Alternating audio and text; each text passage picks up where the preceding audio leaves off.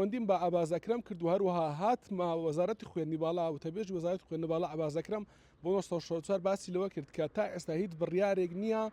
کە داشکاندن بکرێت لە پارەی خوێندنی زانکۆ پەیمانگە ئەهلیەکان. کۆمەڵێک خوێندکار پەیوەندیان بە 1964 و کرد بوو لە هەموو شار و پارێزگاکانی هەرێمی کوردستان و لە شارە جیاوازەکان لە سۆران، لە هەولێر، لە سلێمانی و هەروەها لە دهۆک و لە زاخۆش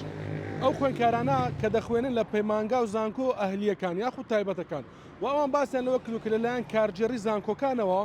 ئەوە ناچار کراون کە قستی خوێندن بدەن، یعنی بەبێ ئەوێ ڕەچاوی بارودۆخی هاوڵاتیان بکرێت لەم بارودۆخی ئێستادا کە هەرێمی کوردستانی تێدایە و ئەو خوێندکارانە باسییان لەوە دەکرد کە ئەگەر قستەکە نەدەین ئەوە کارجێڕی زانکۆ پەیمانگەکان نایە لەم بچنە نێو تاقیکردنەوە و هەروەها داخلی ئەو سیستەمە ئۆنلاینەمان ناکەن کە لە ئێستادا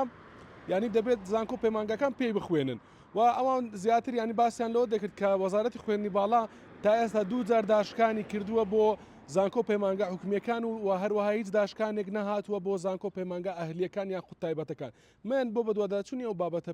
پەیوەندیم بە عباس اکرم کرد و هەروەها هاتمە وەزارەتی خوێندنی باڵا و تەبێژ وەزارەتی خوێندنی باڵا عباس اکرم بۆ 1964 باسی لەوە کرد کە تا ئێستا هیچ بڕیارێک نییە